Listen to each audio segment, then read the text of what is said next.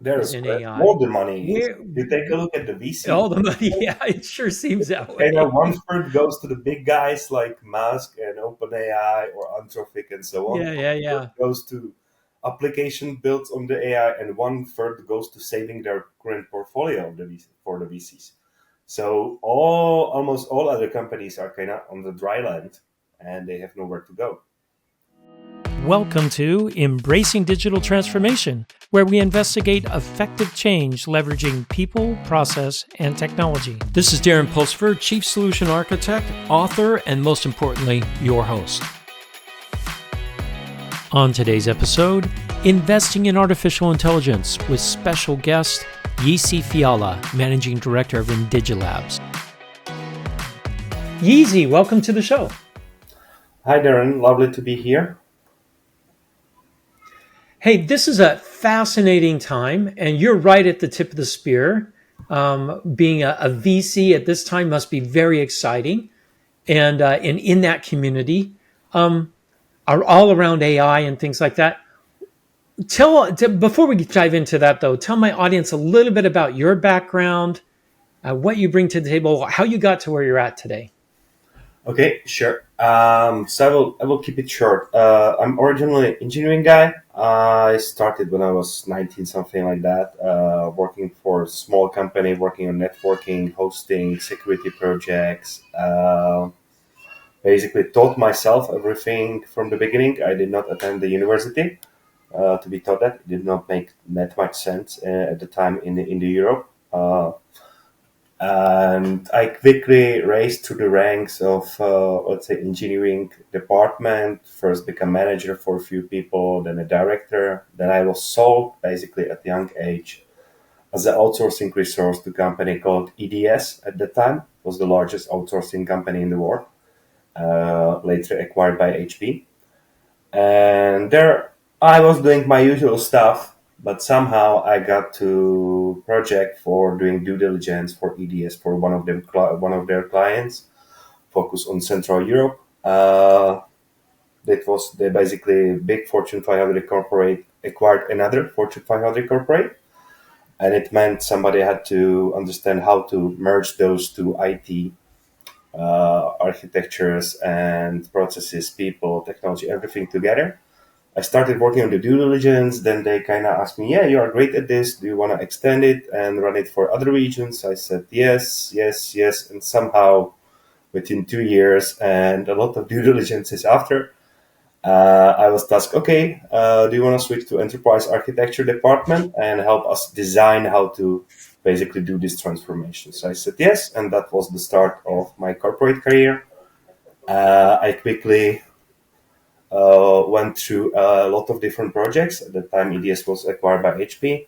So I worked for companies like Mondelez, Coca-Cola, Deutsche Bank, KBC, Volkswagen, all the big names. And first, as an enterprise architect, focusing on the technology part of technology people, processes, money part of the solution.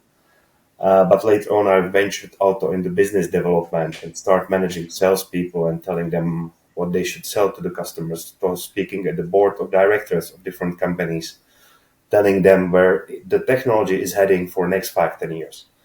So that was first 10 years of my work life, I would say.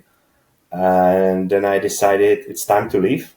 I was too high in the corporate ladder and the corporate, and then you basically have to decide, oh, do I want to switch my mindset or not? Too much PowerPoint presentations, too many people to manage.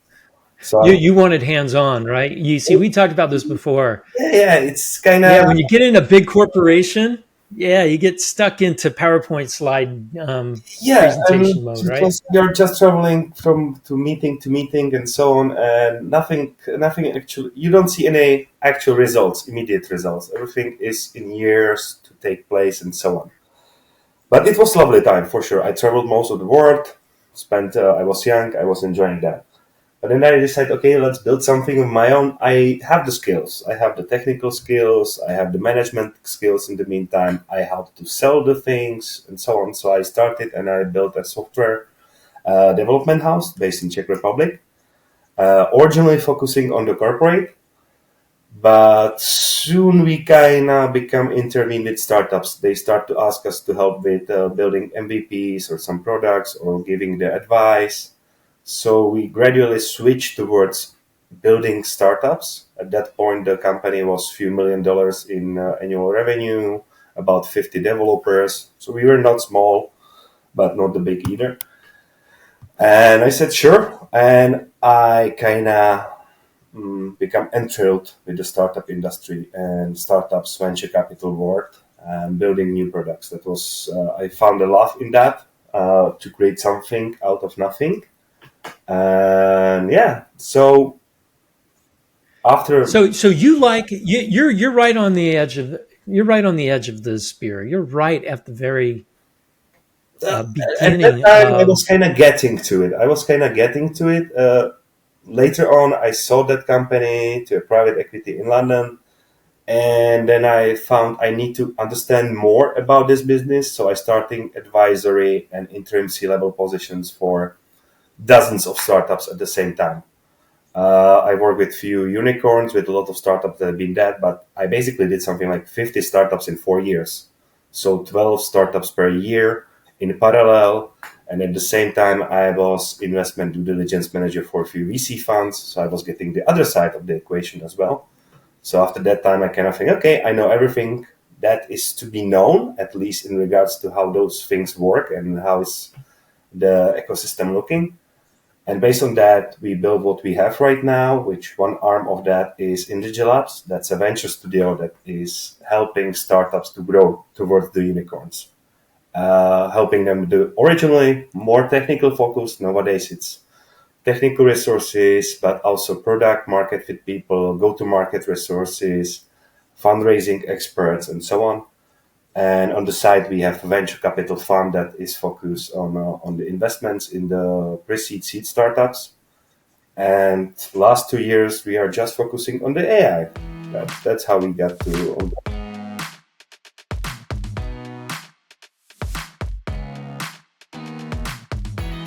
Yeah, so that's what I wanted to get to. Your main focus right now is AI, Yeah, and I mean that's right where most of the money is right now there is is in more AI. the money is. Where You take a look at the VC. all the money? Yeah, it sure seems that And way. one third goes to the big guys like Musk and OpenAI or Anthropic and so on. Yeah, yeah, One third yeah. goes to application built on the AI, and one third goes to saving their current portfolio of the for the VCs. So almost all other companies are kind of on the dry land, and they have nowhere to go. So I guess my big question for you on this is: does this and you? We've talked about this. You weren't around during the '90s and the dot-com boom, Yeah, right? I mean, you were I was young. I did know what's happening, but I was too far away, of course, at that time. too far away. But have you heard other people talk about Yeah, yeah, I this? know what happened. It's similar to that. Today's AI boom is kind of similar to that. That's why we also the Indigilabs and me myself personally, I started opening a branch, and we are based in San Francisco now. So I'm flying between San Francisco and Europe, kind of on a regular base, spending month there and month here. Because yeah, it's quite similar to dot-com bubble on one side that it's. Huge valuations at the beginnings, a lot of companies growing. On the other hand, I don't think it's exactly like overhyped as it was at that time. Nowadays, it's much more focused, and it's Okay, actually so that's a. I'm going to drill down on that a little bit because there's a big argument right now over is AI overhyped? Because the internet back in the '90s, everyone said it was overhyped, but all the great ideas that came out of the late '90s are now reality, yeah, right? yeah. It's It about took time frame. longer. It took a lot longer, right? It's about So time what's frame. different I this think time? that the point there is the 90s and the dot-com bubble and things like that. It was promising the people the quick results and the things that actually came a decade after, 10 years after they had Yeah. promised, they materialized. And those big companies like Google have been started in that era. So it makes those, let's say, back on those big promises. But for you to understand which of those thousands of companies at the .com, which one of them will become the Google, that was a lot of times a lucky guess and sometimes the expertise. Uh, I don't think it. So Okay.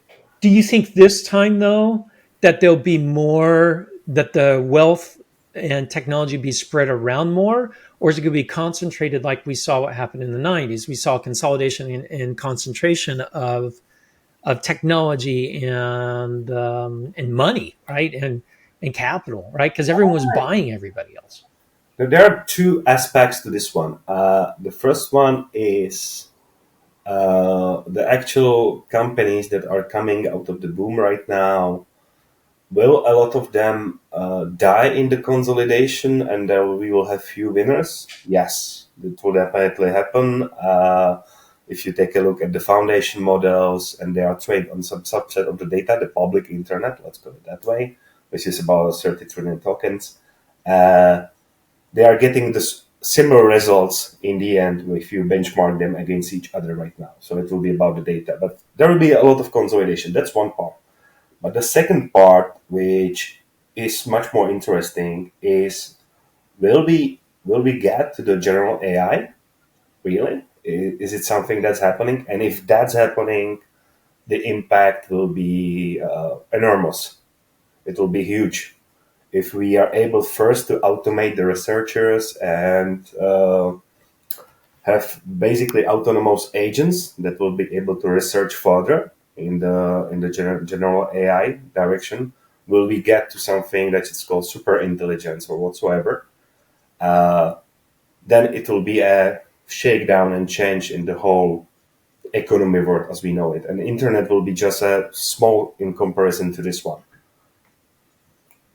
So this to you is a massive opportunity, um, and a major shift is what I'm hearing. Yeah, yeah, if Just it like in the happens, 90s, it was a major shift, it, right? it was, it This was. one's another major shift. Yes, but I would say it will be 10, 100 times bigger than what happened in 90s. If it happens. Oh, If you will interesting. ask me, if you will ask me 2 years ago, I will tell you there is no way we are able to create general AI within a decade, for example. Right now, based on last year and a half, flying between San Francisco, Europe, and being basically in depth of what's happening, I would say we have a good shot and good chances, 40-45%, that we will be able to create the general AI within 3 to 4 years. And if that happens, it Three will to 4 years. it will ha- Okay. it will fasten everything. Imagine that right now you have uh, 5,000, 10,000 AI researchers that are working on it and creating the LLMs and moving it forward, and we are moving quite fast. But imagine you will have 100 million of them running each one separately because they will be based on the AI, or you will have 1 billion of them.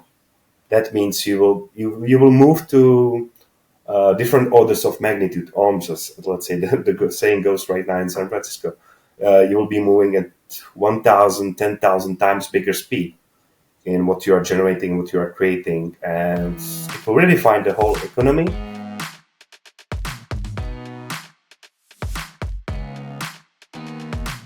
Yeah, but I guess here's my question then, right? If we're moving that fast and that much content is being generated, who's going to read it? Who's going to consume it? It, Other AIs?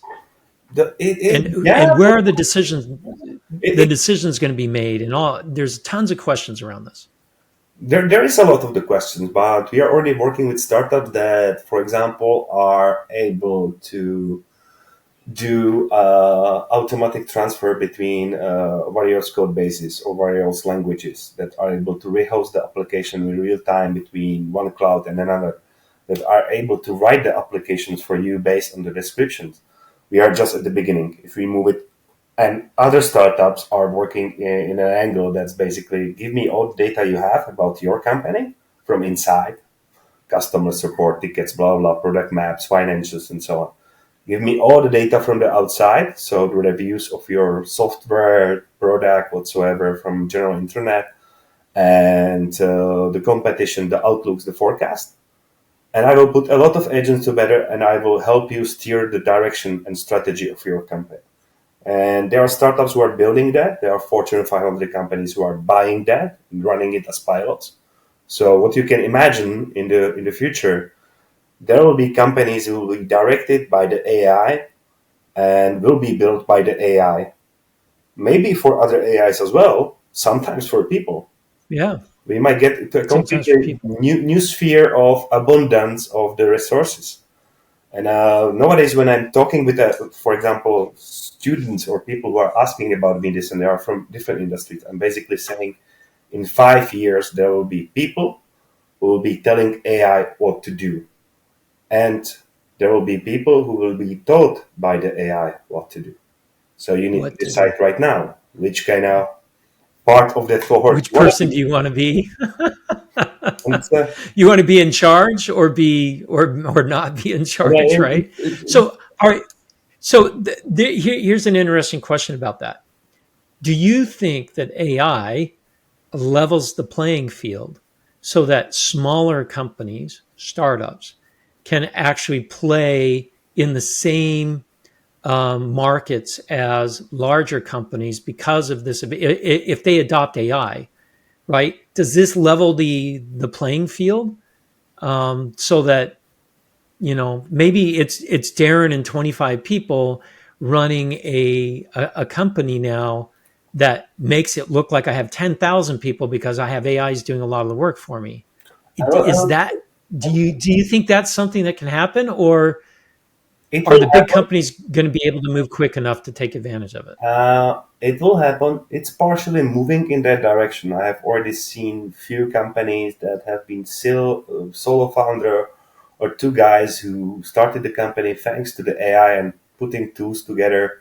They may be able to reach millions, tens of millions dollars in monthly revenue just in one or two guys. Which, if you would tell me, I don't know, 5 years ago, I would say, yeah, it was a team of 15, 20.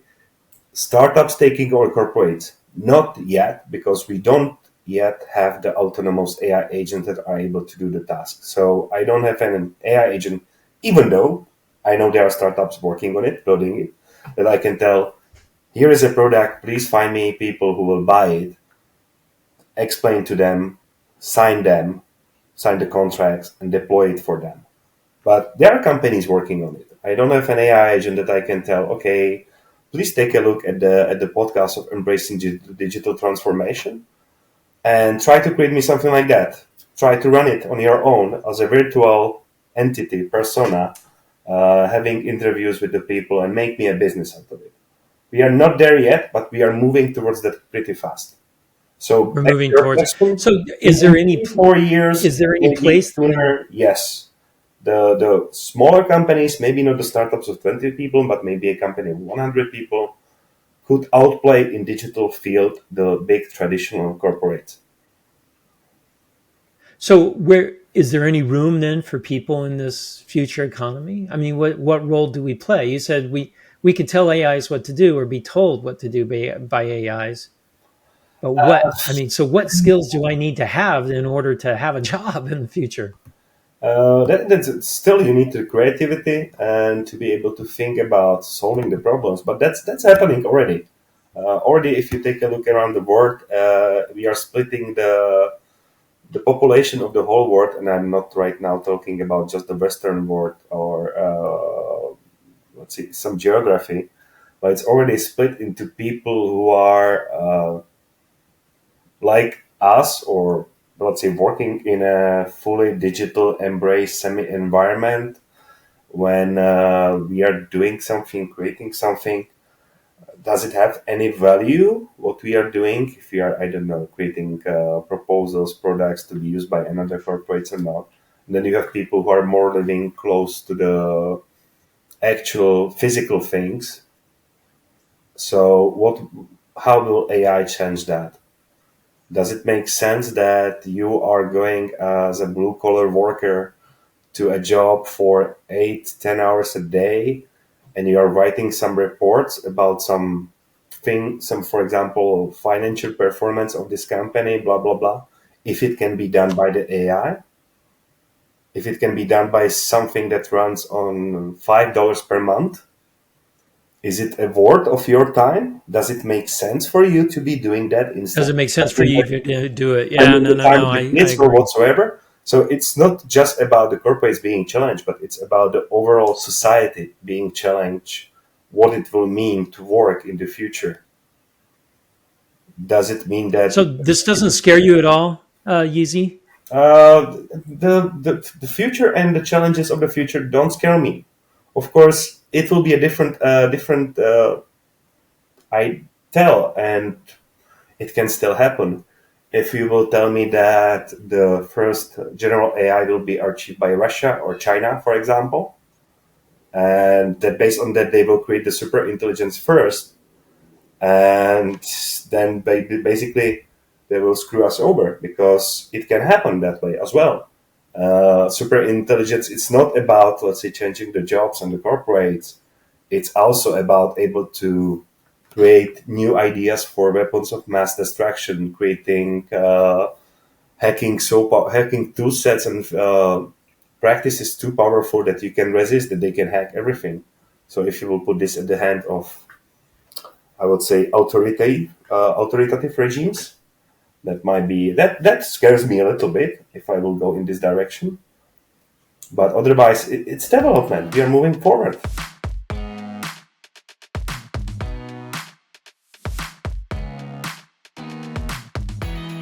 Let's talk a little bit about your company and the role that Indigilabs has. You're what back in the '90s, I did a couple startups, and we ran into these incubator programs. You guys are kind of like that, but you do more than that for these AI startups. There's a couple things that are pretty unique. One thing, you guys get to see a lot of the startups. So you get to see what people are dreaming up and thinking about, which is Yeah, really cool.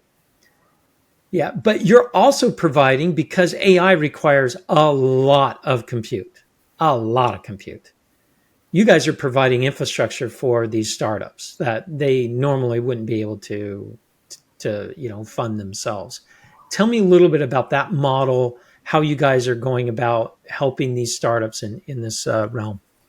yeah. Okay, so we as a venture studio, we are quite different from a lot of other venture studios and accelerators and things like that because those companies usually give you money, some direction, some support, and they tell you you're on your own. You have some mentorship, which usually sucks because it doesn't help you things to happen and so on.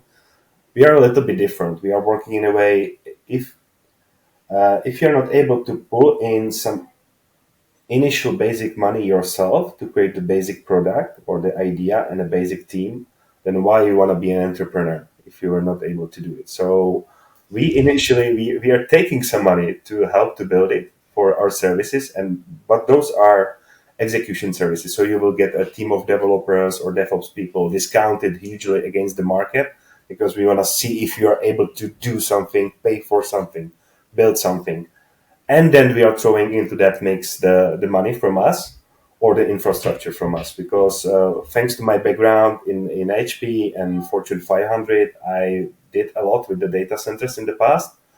Then during my era of helping startups in last 10 years, I also helped to build, for example, modular data centers for crypto mining all around the Europe, worth few hundred millions or billions dollars. So right now we are working on a similar concept. That's basically you have modular data centers that are full of the AI processing GPUs, or we discussed, let's say, potential Intel, let's say, machines in that regard. And we are providing that as discounting prices or as credits to the startups that we are working with as well. So working on that frontier as well, because to our goal or my goal at this moment is to find the startups, people that are moving us towards that general AI. And for that, we will need a huge computing power 1,000 more than what we have right now dedicated for the AI. And don't forget that right now, of the overall electricity output of this planet, about 0.993, something like that, percent goes to the data centers, the all data centers, and including the, I don't know, Oh, Bitcoin. that's not as high as I thought. I thought it was higher than that. It's not. But in order, and for the AI, out of that we can count maybe 5% of that power. So something like 0.05%, which is nothing. But to get us to that general AI that will move us to the next phase as humanity in abundance and all the other things, we might net need to get to something like 20% of the electrical output of this planet, or the nations on this planet will need to go to the AI in next 4 or 5 years. How do we get there? How we are able, let's say, to do it? We are not able to build the traditional data centers of nowadays when you are waiting 3 years for a construction permit, then 2 years for the construction, then you actually start to Yeah, do that's the not things up. so. So our problem is we're not building fast enough, Yeah, and right? you cannot build it everywhere. It's the traditional data centers have huge demand on the water, on the electricity, let's say network and things like that. So what you will need is you cannot go full decentralization like some people are proposing with DeepIn, decentralized, let's say, infrastructure was similar to crypto movement. And no, I'm not gonna run the next super intelligence on your home computer GeForce 3080, something like that. That's not gonna happen. And that's even before Right. counting into that the national security and the discussion you will need to have. Is it gonna be US or Europe who will be the first in that, or is it be China, Russia? Nothing that happens. So right now it's about how do we get there on one side and the algorithmic movements forward, on the other side in regards to the power and the computation resources we will need, and things around that. So a lot of funny stuff happening at this moment.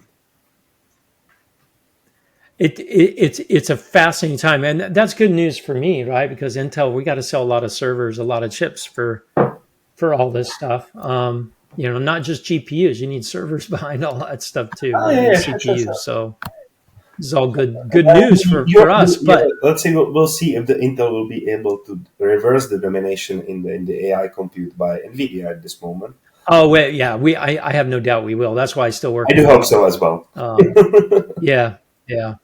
And no doubt. Hey, Yazi, this has been really fascinating. It will be an interesting 3 to 5 years as everything's coming about. Yeah. It's an exciting time. Absolutely. Thanks for coming on the show. This has been wonderful. Okay. Okay. Thanks a lot, Darren. Lovely to be here. Yeah. We'll choose. Check. If people want to reach out, they just reach out to Indigilabs Yeah. They dot can reach com. me directly on my email jf@indigilabs.com if they want to. Uh, or they can reach through you, or they can find me on LinkedIn. I'm quite visible on the LinkedIn as well. Sounds great. Hey, thanks again, Yazi, for coming on the show. Thanks, Darren. Have a lovely day. Bye bye.